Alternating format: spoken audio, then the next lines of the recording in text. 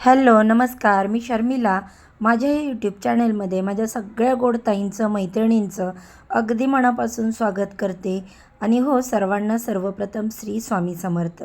तसेच तुम्ही माझ्या व्हिडिओला काल जे प्रेम दिलं त्याबद्दल तुमची हृदयातून आभारी आहे. तर बघा ताईंनो, आजचा हा व्हिडिओ माझा वैभव लक्ष्मीच्या व्रताच्या उद्यापनाचा आहे. तो मी तुमच्यासोबत शेअर करणार आहे. तर सगळ्यात पहिल्यांदा मी इकडे दूध गरम करायला ठेवलं आहे, कारण वैभव लक्ष्मीच्या व्रताला खिरीचा नैवेद्य हाच खूप महत्त्वाचा मानला जातो. जसं की बघा, बाकीचे जे काही व्रत असतात त्याच्या उद्यापनाला आपण पुरणपोळी वगैरे करतो, पण या उद्यापनाला खीर केली जाते. मग ती शेवयाची, तांदळाची, कशाची तुमच्या आवडीनुसार तुम्ही करू शकता. किंवा मग देवीला मखाना देखील खूप आवडतो, कारण का मखाना हा कमळाच्या बीपासून बनलेला असतो, त्यामुळे तो देवीला अतिशय प्रिय आहे. तर आज मी इकडे बघा नैवेद्यासाठी शेवयांची खीर बनवत होते. तर इथे अगोदर जे दूध गरम करायला ठेवलं होतं ते चांगलं उकळून झालं. त्याच्यानंतर त्याच्यामध्ये मी ड्रायफ्रूट्स टाकले आणि माझी तयारी करून घेतली, कारण ही वेळ होती तिन्ही सांजेची. कारण जी वैभवलक्ष्मीची पूजा असते ती संध्याकाळीच मांडायची असते. मी बाकी जेवण सगळं नंतर बनवलं पूजा वगैरे झाल्यावर, पण नैवेद्यासाठी खीर मात्र अगोदर बनवून घेतली. कारण आपण जेव्हा बघा सुवासिनी बोलवतो हळदी कुंकवासाठी, 7 सुवासिनी किंवा 7 कुवारीकडनं बोलवायचं असतं, तर त्यांना देखील ही खीर प्रसाद म्हणून द्यावी लागते. त्यामुळे मी खीरच अगोदर बनवून घेतली. तर आता इकडे बघा, कस्टर्ड पावडर जी आहे ती मी याच्यामध्ये 2 चमचे टाकली, कारण कस्टर्ड पावडरनी खिरीला थिकनेस चांगला येतो आणि टेस्ट पण त्याची खूप छान लागते. आता खीर बनवायला ठेवली आणि मी लगेच म्हटलं आता पहिल्यांदा तुळशीला दिवा वगैरे लावून घ्यावा, त्याच्यानंतर मला पूजा मांडायची आहे. तर मी बघा रोज असं तुळशीला तुपाचा आणि बाहेर उंबरठ्यावरती तेलाचा असा दिवा लावते. तर आता इकडे मी अगोदर तुळशीचं पूजन करून घेणार, उंबरठ्याचं पूजन करून घेणार. कारण मी नेहमी सांगते बघा, अष्टलक्ष्मीचं स्थान हे उंबरठ्यावर असतं आणि तिन्ही सांजेला लक्ष्मी आपल्या घरामध्ये येते. त्यामुळे आपल्या उंबरठ्यावर तुळशीजवळ दिवा अवश्य लावा. आणि हो, अजून एक गोष्ट इकडे मी तुम्हाला मेन्शन करते की तुळशीजवळचा दिवा जास्त मोठा नसावा. कारण बघा असं म्हटलं जातं, जोपर्यंत तुळशीजवळ दिवा प्रज्वलित राहतो तोपर्यंत विष्णुदेव हे तिथे एका पायावर उभे राहिलेले असतात. त्यामुळे त्यांना जास्तही त्रास नको, त्यामुळे तुळशीजवळचा दिवा हा छोटाच असावा नेहमी. आता धूप अगरबत्ती लावून घेतली. धूप अगरबत्ती लावलं की वातावरण अतिशय सुहासित आणि प्रसन्नमय होतं. तर बघा अशा पद्धतीने माझी आता पूजा झालेली आहे उंबरठ्याची, तुळशीची, तिन्ही सांजेची. आता मी इकडे वैभव लक्ष्मीची जी पूजा आहे ती तुमच्यासोबत आज संपूर्ण शेअर करणार आहे. कारण बघा आज उद्यापनाचा दिवस आहे. जर माझ्या काही ताईंना ही जर व्रत करायचं असेल तर अशा पद्धतीने पूजा मांडणी अगदी सोपी असते बघा. तर मी ते तुमच्यासोबत शेअर करते. हा माझ्याकडे अष्टलक्ष्मीचा दिवा आहे, तर तोच मी इकडे प्रज्वलित करते.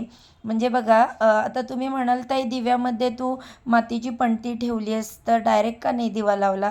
तर बघा ताईंनो, मातीची पणती ही पंचतत्वांनी बनलेली असते, त्यामुळे तिचं पावित्र्य खूप असतं.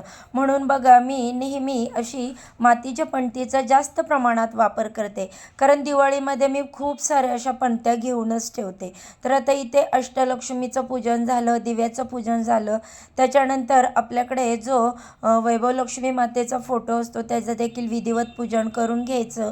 प्रत्येकाला तांदळाचं आसन द्यायचं बघा. आता इथे कलश पूजन करते. आता या कलशामध्ये आपल्याला बाकी सुपारी वगैरे काही टाकायचं नसतं, फक्त पाण्याने भरून कलश घ्यायचा, त्याला 5 हळदी कुंकवाची बोटं लावायची आणि त्याच्यावरती एक छोटीशी प्लेट किंवा वाटी ठेवायची. त्या वाटीमध्ये किंवा प्लेटमध्ये आपण असे तांदूळ घ्यायचे, तांदळावरती हळदी कुंकू अर्पण करायचं आणि त्याच्यानंतर एक सोन्याचा दागिना त्या तांदळावरती ठेवायचा. तुमच्याकडे सोन्याचा दागिना नसेल तर तुम्ही चांदीची वस्तू ठेवू शकता, आणि ती जरी नसेल तुमच्याकडे तर 1 रुपयाचं नाणं ठेवलं तरी देखील चालेल. त्यानंतर लाल फूल अर्पण करायचं देवीला. आता बघा इथे मी छोटी छोटी माझ्या घरात गुलाबाला आलेली देखील लाल फुलं इथे अर्पण केलेली. त्याचबरोबर बघा, माता लक्ष्मी, वैभव लक्ष्मी माता ही श्रीयंत्राने सिद्ध होते. त्याच्यामुळे सर्वप्रथम इथे श्रीयंत्राची सुद्धा आपल्याला पूजा करायची आहे. तर मी आता इथे सगळ्या मांडणी करते, ते मी तुमच्यासोबत शेअर करते.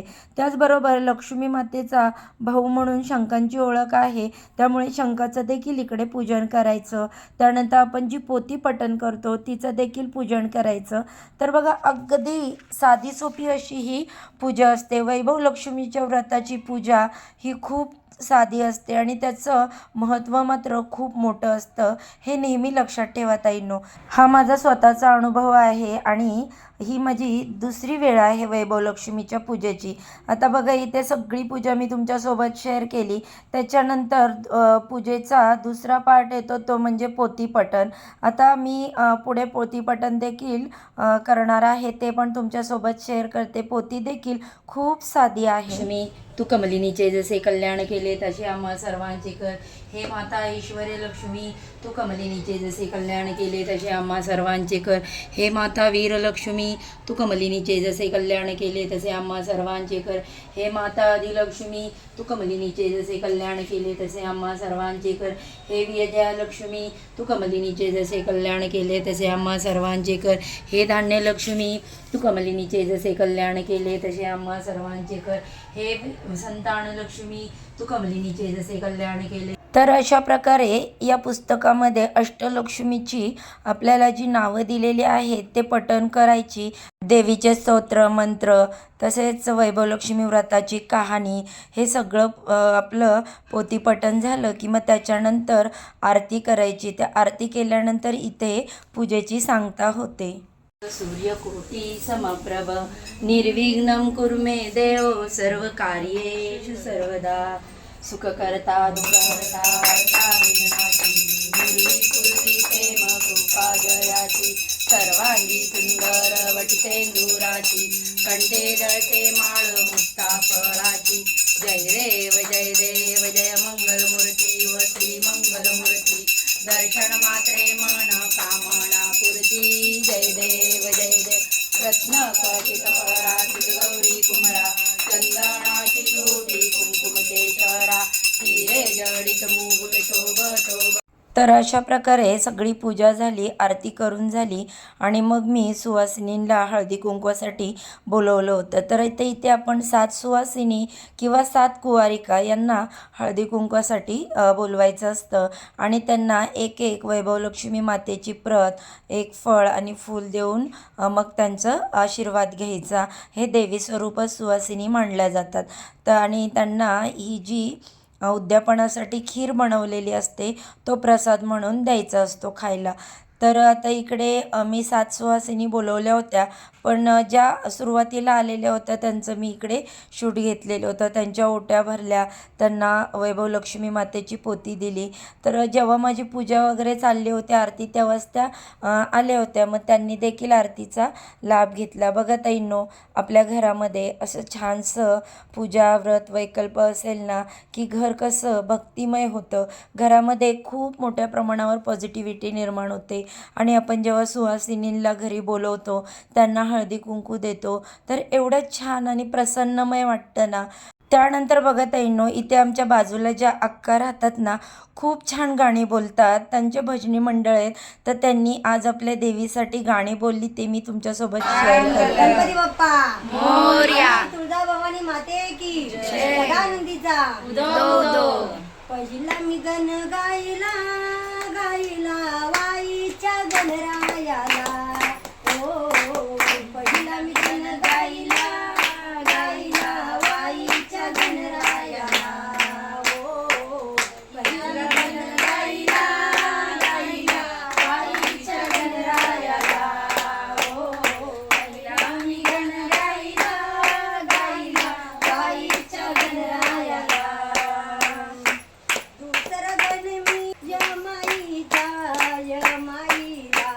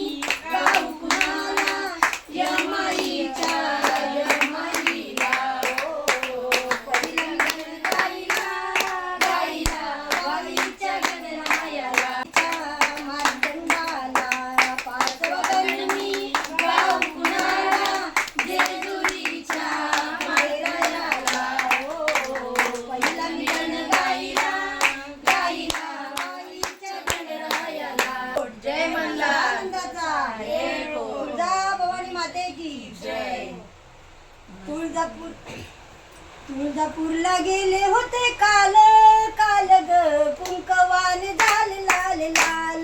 तुळजापूरला गेले होते काल काल ग कुंकवान झाल लाल लाल. तुळजापूरला गेले होते बाई निघ जाते. तुळजापूरला बाई निघ जाते. हळद कुंकू अंबाला घेते. हळद कुंकू अंबाला घेते. मळवट भरून आले काल काल ग कुंकवान झाल लाल लाल. तुळजापूरला गेले काल काल ग कुंकवान झाल लाल लाल. तुळजापूरला बाई निघ जाते. तुळजापूरला बाई निघ जाते. साडी चोळी अंबाला घेते. साडी चोळी अंबाला घेते. ओटी भरून आले काल काल ग कुंकवान झाल लाल लाल. तुळजापूरला गेले होते काल काल ग कुंकवान झाल लाल लाल. तुळजापूरला गेले होते काल काल ग कुंकवान आंबाची घेते. भगवा मागून आले काल काल ग कुंकवान झाल लाल लाल. तुळजापूरला गेले होते काल काल ग कुंकवान झाल लाल लाल. तुळजापूरला निघाले आया बाया. तुळजापूरला निघाले आया बाया. यमाईचं दर्शन घ्याया.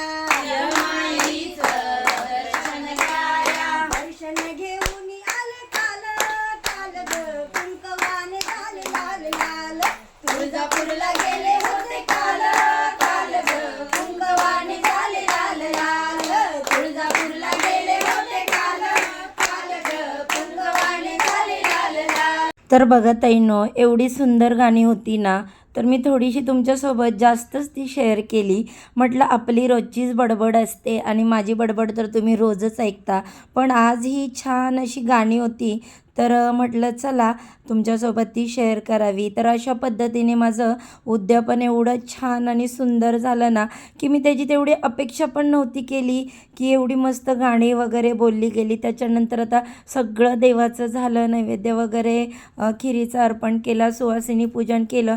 म्हटलं आता मी इकडे जेवण बनवून घेते, कारण बघा आज मला जेवणाला फारच वेळ झाला होता. म्हटलं नाही, अगोदर सगळं देवाचं व्यवस्थित करायचं, मग बघू जेवणाचं, कारण नंतर लेट झालं तरी चालतं, एवढं काही एखाद्या दिवशी प्रॉब्लेम नाही. तरी ते मी डाळ भाताचा पटकन असा कुकर लावून घेतला, कारण मी आज सगळं जे जेवण होतं ते विदाऊट कांद्याचंच केलेलं होतं, कारण देवीला नैवेद्य दाखवायचा, तर म्हटलं कांदा लसूण नको, म्हणून मग आता मी ते डाळ भाताचा कुकर लावला. डाळीमध्ये टोमॅटो मिरची वगैरे टाकली, त्याच्यानंतर थोडासा हिंग हळद टाकून मग कुकर मी लावून दिला डाळ भाताचा. त्याच्यानंतर लगेचच पटकन पीठ मळायला घेतलं, कारण बघा एक सुवासिनी मी जेवण घातली होती, तर मी माझ्या बहिणीलाच सांगितलं होतं सुवासिनी म्हणून जेवायला, तर आज ती आणि तिची मुलं देखील आमच्यासोबत इकडे जेवायला आले होते. तर मग पटकन मी असं कुकर झाला की कणिक मळून घेतली, कारण म्हटलं बाकीची भाज्या वगैरे करेपर्यंत कणिक भिजली जाईल चांगली, म्हणून मग चपात्याची कणिक मळून ठेवली. आता त्यानंतर मी भाजीची तयारी करणार आहे. तर आज भाजी मी पनीरची बनवणार आहे. पनीरच्या भाजीची जी रेसिपी आहे ती अगदी साधीसुधी मी तुमच्यासोबत शेअर करेनच, कारण बघा मी इकडे रेडीमेड मसाला वापरणार आहे, जो डीमार्टमध्ये आपल्याला पाऊच मिळतो रसोईचा, किंवा अजून वेगवेगळ्या प्रकारचे ब्रँडचे पाऊच आहेत. तर इकडे मी पनीर कट करून घेतलं, व्यवस्थित धुवून घेतलं, आणि टोमॅटो जे आहेत तर ते चॉप केले, कारण आज इथे कोणत्याही प्रकारचं म्हणजे कांदा लसूण अद्रक वगैरे मी काही याच्यामध्ये वापरलेलं नाही आहे. फक्त टोमॅटोची पेस्ट घेतली आणि बाकीचा जो मसाला होता मी रेडीमेड आणला होता, तर त्यानेच मी आज इकडे जी भाजी आहे पनीर मसाला जो होता तर तो मी बनवला होता. पनीर मसाला माझ्या मुलांना फार आवडतो, बहिणीच्या मुलांना देखील आवडतो, शेवयाची खीर. तर म्हटलं चला आज पनीर मसालाच बनवूया. तर इकडे हा जो मसाला होता रेडीमेड तो छान असा मी व्यवस्थित तेलामध्ये भाजून घेतला. याच्यामध्ये बाकी दुसरं काहीही टाकलेलं नाही. टोमॅटोची प्युरी जी आहे ती चांगली भाजली तेल सुटेपर्यंत. नंतर तो मसाला जो असतो तो पाण्यामध्ये मिक्स करून भाजला आणि मग ही पनीरची भाजी तयार केली. त्यानंतर बघा माझं डाळ झाली, चपाती झाली, मी अगोदरच खीर केलेली होती. मग मी देवीला अर्पण केला आणि मनोभावे देवीची आशीर्वाद घेतले. तसेच देवीची क्षमा याचना देखील मागितली की जर या व्रतामध्ये माझ्या हातून जर काही चूक झाली असेल तर मला माफ करा आणि तुम्ही माझं हे व्रत स्वीकारा. तर अशा पद्धतीने आजचा हा वैभवलक्ष्मी मातेच्या व्रताचा संपूर्ण व्हिडिओ पूजा विधी मी तुमच्यासोबत शेअर केलं. तर ताईंनो, कसा वाटला तुम्हाला हा व्हिडिओ जर आवडला तर व्हिडिओला एक लाईक नक्की करा. वैभवलक्ष्मी माता तुमच्या सगळ्यांच्या इच्छा चांगल्या पूर्ण करोत हीच मातेच्या चरणी प्रार्थना करते आणि आजच्या या छोट्याशा व्हिडिओचा इथेच एंड करते.